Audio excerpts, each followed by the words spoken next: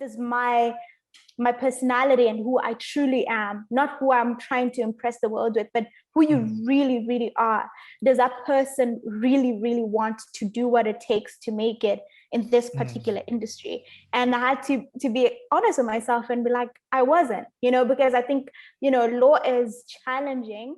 Because the way it actually went down is we were sitting in an economic history lecture, and we were both really bored. It was like hour 2 or 3. The lecture was boring. And Adam searched up the podcast room. Like we didn't even know if there was anything. We just joked about talking about exchange, and he searched it up. And it was just one of those moments. We just looked at each other. He booked it. We left the class. We both got a Red Bull and we just started talking. And we released that first episode with no real intention.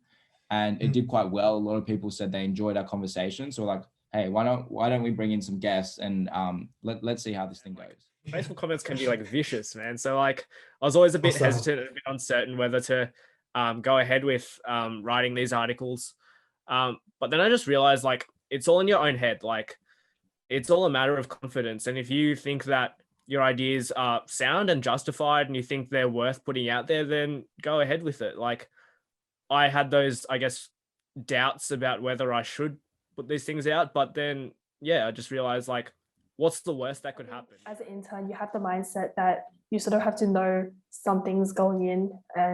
But in reality, I think it's just all about the mindset. You don't really need to know anything going in. You learn everything along the way. And I think that internship really taught me the importance of continuous learning. And even going in as a grad, there's a whole bunch of things to learn on the new role. And so learning and be curious is something I really resonated with. Is that jiu-jitsu teaches you how to be critically self-reflective and being honest with yourself, because really failure is baked in a cake. It's guaranteed in like judo and Brazilian jiu-jitsu.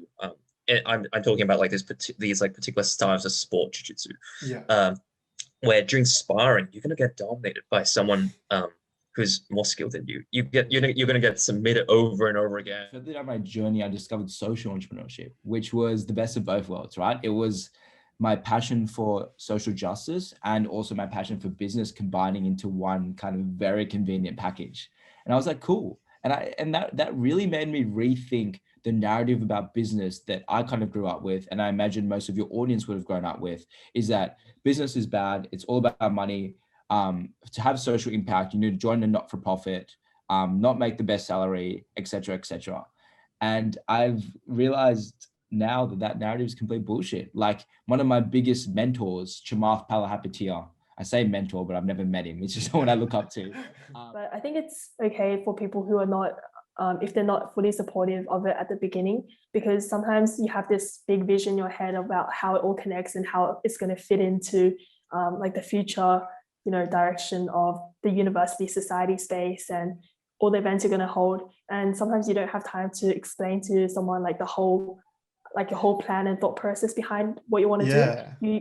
Like what you say is, I want to start a society and I'm going to create a society focused around this.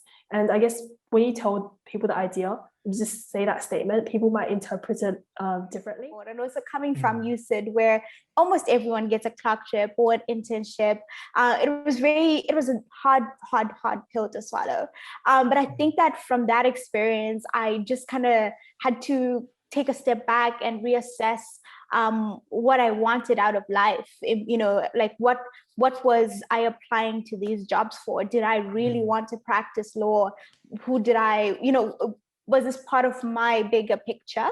And I think, having those rejections for someone else, they could have been life crushing, and I'm not going to lie and say, didn't hurt my ego and that I wasn't, bruised and a little insecure after that. But I will say that it did allow me to think about myself in a different way and to get creative about what I really wanted out of life. And instead, what we should be asking is, I think it's this based on these reasons. And can you please confirm if my approach is correct?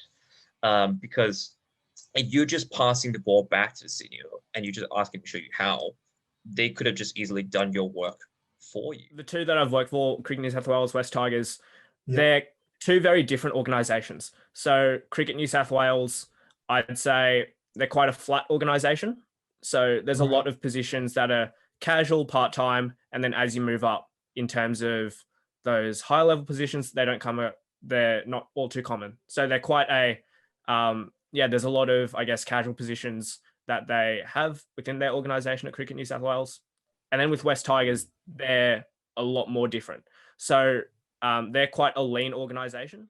And I think that reflects a broader theme that we've seen throughout our podcast, which is it's the antithesis of this whole idea that we should kind of be checkboxing our resumes, doing 2 years here, 2 years here, 2 years here. A lot of our guests have been saying that to build something meaningful, you need to invest in the long run. It needs to be something you really want to do in the long run. And you need to be able to commit over a decade to really achieve some change, right? And the way our brains are wired right now with our phones getting that instant feedback all the time is towards instant gratification.